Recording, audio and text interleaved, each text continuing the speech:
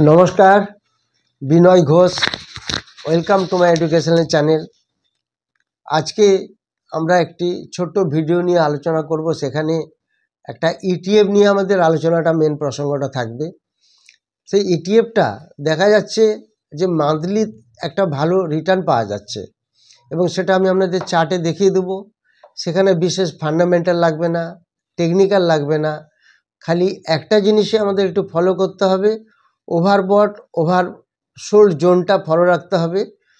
যারা এই জিনিসটা জানে, অর্থাৎ সুইং ট্রেড কীভাবে করতে হয়, যাদের এটা জানা আছে, তারা এখান থেকে মাসে একদম পরিষ্কারভাবে 4 থেকে 10% রিটার্ন তুলতে পারে, ই provided they know the swing trading option. Swing trading যাদের জানা আছে তাদের এটার জন্য খুব ভালো একটা সুন্দর প্ল্যাটফর্ম। এই যে ইটিএফটা সম্বন্ধে আলোচনা করব, এটা দেখবেন আমি দেখাচ্ছি আপনাদেরকে একদম বার্নিং এক্সাম্পল দিয়ে, এবং সব চার্ট করে সব পরিষ্কার করে দিয়ে দিয়েছি। সেটা দেখবেন যে আমি এই ক্যান্ডেল ধরে ধরে প্রত্যেকটিতে কত পার্সেন্ট বেড়েছে এক এক মাসে, তার একটা স্ট্রাকচার এখানে খাড়া করে রেখেছি।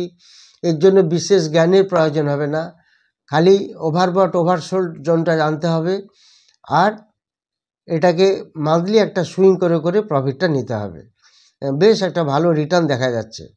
এর আগেও এই ভিডিও দিয়েছি, আপনারা দেখতে পারেন, আবার দিচ্ছি। এখানে দেখুন, আমরা যদি দেখি, এখানে দেখা যাচ্ছে এই যেটা একটা নভেম্বর মাস, এটা অক্টোবর মাস, এই একটা সেপ্টেম্বর মাস, এই আগস্ট মাস, এই জুলাই মাস।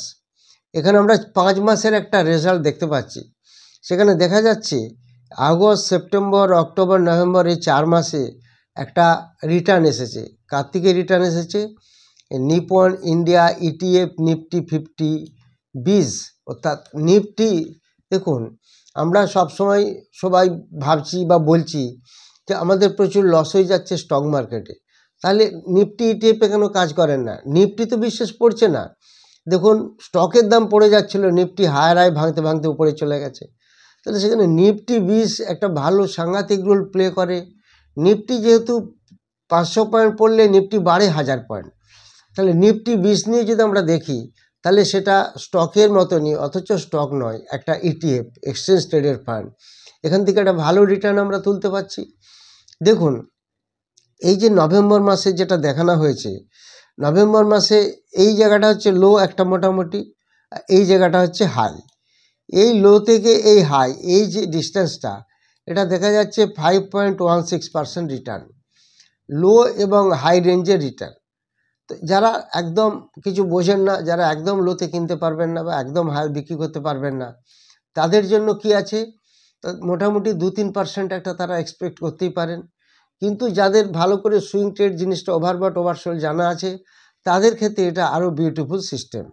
তাহলে আমি যে জায়গাটা দেখালাম, সেই জায়গাটা থেকে নিশ্চয়ই আপনারা বুঝতে পারলেন, সেটা হচ্ছে যে এই জায়গাটা, এটা হচ্ছে নভেম্বর মাসের একটা রেজাল্ট আপনাদের দিয়েছি। এই যে চার্ট প্যাটার্ন এটা দেখতে পাচ্ছেন, কমছে বাড়ছে, এটা হচ্ছে নিফটির একটা চার্ট প্যাটার্ন। এটা দেখানো হয়েছে ডেলিতে। কেমন?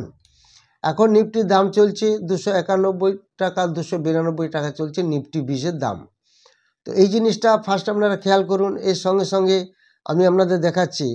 এবার দেখুন, আমরা যদি অক্টোবরটা দেখি, অক্টোবরে দেখা যাচ্ছে কি, এই একটা লোয়ার জোন, এই একটা আপার জোন, এই দুটোর মধ্যে ডিফারেন্স প্রায় 6.85%, অর্থাৎ প্রায় 7%-এর মতো এই অক্টোবর মাসে একটা প্রফিট ছিল।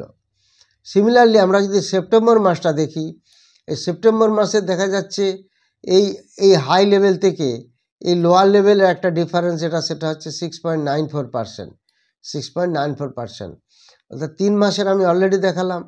এবার যদি আমরা আরও বিগত কয়েক মাস দেখে নিই, সেটা দেখলে আমরা বুঝতে পারবো।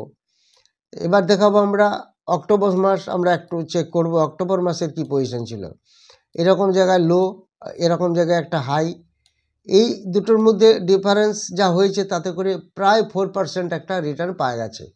এই গত 4 মাস, আগস্ট, সেপ্টেম্বর, অক্টোবর, নভেম্বর, 4 মাসেই কিন্তু রিটার্ন পজিটিভ, এবং 4 থেকে 7% এরকম একটা রিটার্ন আছে। এবার যদি আমরা এই মাসটা দেখে নিই, এই মাসটা হচ্ছে জুলাই মাসে কিন্তু দেখা যাচ্ছে একটা নেগেটিভ রিটার্ন আছে। দেখুন জুলাই মাসে 4.7% নেগেটিভ রিটার্ন আছে। তো 4.7% নেগেটিভ রিটার্ন আছে, প্রত্যেক মাসেই যে প্রফিট আসবে এরকম ব্যাপার নেই। এই মাসে কিন্তু লস ছিল। তো যাই হোক, লস থাকলেও আমরা পরপর যদি দেখে যাই এইভাবে, তো সেটা দেখলে আমরা বুঝতে পারবো। এবারে যদি আমরা দেখি বাকি বিগত কয়েক মাস, সেখানে আমরা কি দেখতে পাচ্ছি, সেখানে দেখতে পাচ্ছি এটা জুন মাসে যে রিটার্ন সেটা হচ্ছে 4.52%। লো থেকে হাই এরকম রেঞ্জটা যদি দেখেন 4.52% রিটার্ন আছে। সিমিলারলি মে মাসে যদি দেখি আমরা, মে মাস এটাও যে দেখা যাচ্ছে 5.12% রিটার্ন আছে। এটা আপনারা নিজেরাও দেখতে পারবেন, ক্যান্ডেল থেকে ওটাকে টেনে নিয়ে কত পার্সেন্ট রিটার্ন পাচ্ছি আমরা পার মান্থ, সেটা আপনারাও একটু ভালো করে দেখে নেবেন। এবং এপ্রিল মাসেও দেখা যাচ্ছে 11% রিটার্ন দিয়েছে, 11.22%। এটা অনেক রিটার্ন। যেখানে আমাদের এফডিতে রিটার্ন সারা বছরে 6 থেকে 7%, সেখানে মান্থলি একটা আমরা 5 থেকে 7-8% অ্যাকর্ডিং টু এর ক্যাপাসিটি বা যারা কে কতটা শিখেছেন এই মার্কেটটা তার উপর নির্ভর করে এটা হচ্ছে। তাহলে মার্চেও কিন্তু দেখা যাচ্ছে একটা রিটার্ন আছে, দ্যাট ইজ 8.07। তাহলে এই যে মার্চ টু আমরা এতগুলি মাস দেখে নিলাম, সেখান থেকে দেখতে পাচ্ছি খালি একটা মাসেরই খালি রিটার্ন -4.76%, বাকি সব মাসেই কিন্তু পজিটিভ। তো এই যে আমরা এটা দেখলাম, চার্ট থেকে একটা অ্যানালিসিস করলাম, আমাদের সাথে সাথে আপনারাও এটা দেখবেন, তাহলে বুঝতে পারবেন এবং জিনিসটা আরও ফলপ্রসূ হবে। আপনারাও এই জিনিসটাকে একটু দেখে নেবেন এবং এটা ডিটেলসই দেখানো আছে এখানে, সেই হিসাবে আপনারাও একটু চেক করে নেবেন এটা ঠিক আছে কি না, তাহলে ক্লিয়ার হয়ে যাবেন। তো এই যে নিফটি ইটিএফ, তো এটা নিফটির সঙ্গে রিলেটেড। নিফটি 50 শেয়ার দেখা যাচ্ছে আমাদের দেশের মেন নিয়ম অনুযায়ী দেখতে পাচ্ছি নিফটি বেড়ে বেড়ে যাচ্ছে, কিন্তু স্টক বাড়ছে না, স্টক পড়ে যাচ্ছে। তাহলে এটা একটা মাধ্যম হতে পারে যে নিফটিতে কিছু ডাইভার্সিফিকেশন করা, নিফটি বিসে ডাইভার্সিফিকেশন করে এখানেও এটাকেও অ্যাজ এ ট্রেড এবং একটা মান্থলি ইনকাম হিসাবে একটা জেনারেট করতে পারেন, এখান থেকে একটা রেভিনিউ, সেটা খেয়াল রাখবেন। এরপর আমি আপনাদের কমেন্ট সেকশনে কমেন্টগুলি বলে দেবো। তার আগে আপনারা জানেন যে সামনের রবিবার একটি নতুন ব্যাচ শুরু হচ্ছে, সেটা অফলাইন ক্লাস, যেখানে সুইং ট্রেড, ইন্ট্রাডে ট্রেড এবং অপশন ট্রেড শেখানো হবে এবং সেখানে স্টক সিলেকশন ফর্মুলা শেখানো হবে এবং সেখানে লাইভ মার্কেটে স্টক সিলেকশন ফর্মুলা থেকে স্টকগুলো আমরা কিভাবে সেটাকে কাজে লাগিয়ে অ্যাপ্লিকেশন করে আমরা প্রফিট করব, সেগুলি সব দেখানো হবে। এই 7 ডিসেম্বর ব্যাচে আপনারা যারা ক্লাস করতে ইন্টারেস্টেড তারা যোগাযোগ করবেন। আরও একটি ক্রিপ্টোকারেন্সির ব্যাচ চালু হচ্ছে। ক্রিপ্টোকারেন্সি জানেন বিটকয়েন কিভাবে বেড়ে গেছিলো, এরকম প্রচুর কয়েন আছে যেগুলো সবার জানা নেই। সেগুলো যদি এখন থেকে আপনারা প্রিপারেশন নেন, সেই বিটকয়েন যেটা 24 ঘন্টা চলে, অল টাইম লাইভ মার্কেট চলে, সেরকম একটি ব্যাচ আগামী দিনে শুরু হচ্ছে। যারা ইন্টারেস্টেড তারা হোয়াটসঅ্যাপে যোগাযোগ করবেন। আপনারা যারা কমেন্ট সেকশনে কমেন্ট দিয়েছেন তাদের কমেন্টের মধ্যে যেটা দেখতে পাচ্ছি, প্রসেনজিৎ মুখার্জি ক্রিসিল 5400 করে বাই করেছি, তো এটা কি করব? এটা দেখুন যা পজিশন আছে তাতে করে দেখা যাচ্ছে আপনি 4218 এরকম জায়গায় যদি আসে, আপনাকে কিছু অ্যাভারেজ করতে হবে, আদারওয়াইজ আপনাকে লস করে বেরাতে হবে। সবথেকে বেটার ক্রিসিল একটা রেটিং কোম্পানি, নিশ্চয়ই জানেন, ওয়েট অ্যান্ড ওয়াচ 4200 কাছাকাছি আসলে আর একটু অ্যাভারেজ করে নেবেন। বোধিসত্ত্ব সিনহা জানতে চাইছেন বালাজি মিন্স 1935 করে কেনা আছে, হ্যাঁ কি করব আমাকে যদি একটু জানান। দেখুন আপনি যে লেভেল থেকে কিনেছেন সেই লেভেল থেকে অনেক নিচে এসে গেছে। আপনি আগে আপনার প্রফিট বুক করা উচিত ছিল বা লস বুক করা উচিত ছিল, যেহেতু এখন অনেকটা পড়ে গেছে আপনি ওয়েট করুন, এটাকে হোল্ড করুন, লসে বিক্রি করবেন না। এখানে এফআইআই 4.53% শেয়ার আছে, কিন্তু কিছুটা স্টেক লাস্ট কোয়ার্টারে কমিয়েছে, ডিআই একটু বাড়িয়েছে। এর একটা সাপোর্ট লেভেল মেনটেন করতে পারেন 910 টাকার কাছাকাছি।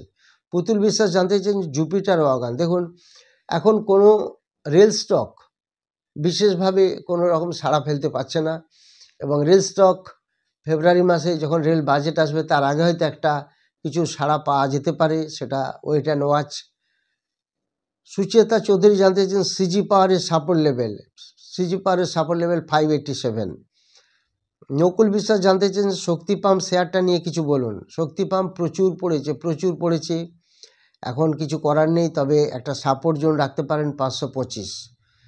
শেখ আসাদুল জানতে চান ক্যাস্ট্রলের ফান্ডামেন্টাল একটু বলে দিলে ভালো হয়। ক্যাস্ট্রলের ফান্ডামেন্টাল বুক ভ্যালু আছে 18, face value 5, debt 0.04, very minimum. ROC খুব ভালো 55%, পিই 14.7, আরওই 41%, স্টকের পি 18, এফআইআর কাছে 10.27, ডিআইয়ের কাছে 14.95% শেয়ার আছে। ডিআই একটু বাই করেছে লাস্ট কোয়ার্টারে, এফআইআর একটু ছেড়েছে। সঞ্চারী চক্রবর্তী জানতে চেয়েছেন জেএম ফিন্যান্স আপকামিং কি হতে পারে। এর প্রফিট কমেছে, এর একটা সাপোর্ট লেভেল 136 একটা রাখতে পারেন। নিরপেন গায়েন জানতে চেয়েছেন ওলা ইলেকট্রিক অ্যান্ড মোবিলিটি, দেখুন এর আরওসি, আরওই, ইপিএস সব মাইনাস, কোম্পানি বেশ ভালো রকম লসে আছে। তো এটা এখন দামও অনেক নিচে চলে এসছে, এখন আরও একটু ওয়েট করুন, এক্ষুনি এই জায়গায় অ্যাভারেজ না করে আরও 3-4 টাকা পড়লে তবে অ্যাভারেজ করবেন। বিশ্বনাথ পাল জানতে চেয়েছেন, বিশ্বজিৎ পাল সালাসার টেকনো, এটা তো অনেক পড়ে আছে, এখনও সে 10 টাকার নিচে ঘুরছে। হ্যাঁ, তো সেই হিসাবে এটার এফআইআই ডিআই তো কোনো স্টেক নেই, এফআইআই 3.55%, কিছুটা স্টেক নেগেটিভ, অর্থাৎ কিছুটা হোল্ডিং কমিয়েছে সালাসার টেকনো, এটা অ্যাভারেজ করা ছাড়া এই মুহূর্তে কোনো উপায় নেই। অমিত মণ্ডল ঋষিদ রায় জানতে চেয়েছেন প্যারাদীপ ফসফেট এখন কি করা যাবে। এটা দেখুন প্রফিট আছে, এখন 156 কাছে দাম চলছে, 141-42 কাছে দাম পেলে একটা অ্যাভারেজ করে নেবেন। দিব্যেন্দু নন্দী জানতে চেয়েছেন কাবেরী সিট 1350 করে কেনা। এখন কাবেরী সিট যেটা আপনার এই কোম্পানি এখন লসে আছে, কিন্তু ফান্ডামেন্টালি খুব একটা স্টকটা খারাপ না, স্টকের পিও খুব নিচে চলছে 16.4, এটা ওয়েট অ্যান্ড ওয়াচ, এই সময় একটু অ্যাভারেজ করে নিতে পারেন। সুমন দাস জানতে চেয়েছেন ওয়ারি রিনিউয়েবল এত পড়ে যাচ্ছে কেন, এর সাপোর্ট লেভেল কত হবে। এর সাপোর্ট লেভেল অ্যাকচুয়ালি আপনি 892 একটা সাপোর্ট জোন আছে, 892। সুচেতা ঘোষ জানতে চেয়েছেন জেএসডব্লিউ এনার্জির বাইং প্রাইস কি হবে আর এর ফিউচার কেমন। জেএসডব্লিউ এনার্জি বাইং প্রাইস 420 কাছাকাছি একটা বাইং জোন আছে, এই জায়গায় আসলে শেয়ারটা ধরবেন, শেয়ারটা ভালো শেয়ার, আগামী দিনে নিশ্চয়ই বাড়তে পারে। সুব্রত তালুকদার জানতে চেয়েছেন কোয়ান্ড্রাম স্টক, এটা কোথাও খুঁজে পেলাম না, আপনি একটু স্পেলিংটা দেখে নেবেন, কিছু ভুল হতে পারে, নাহলে যদি পাওয়া যায় পুরো কথাটা লিখে দেবেন, সেটা আবার পরে বলে দেবো। সৌমেন্দ্র কুমার সীমানি জানতে চান রেপকো হোম ফিন্যান্স, এটা আপনি যে বলতে চেয়েছেন যে কোম্পানিটা অনেক পড়ে গেছে, না অ্যাকচুয়ালি কোম্পানিটা বিশেষ কিছু পড়েনি, সেরকম পড়েইনি, অতএব একটু আধটু তো বাড়বে বা পড়বে, এটা তো ঘটতেই থাকবে। অর্ঘ সরকার জানতে চেয়েছেন এবং নিরুপম শাহ জানতে চেয়েছেন সর্বেশ্বর ফুড।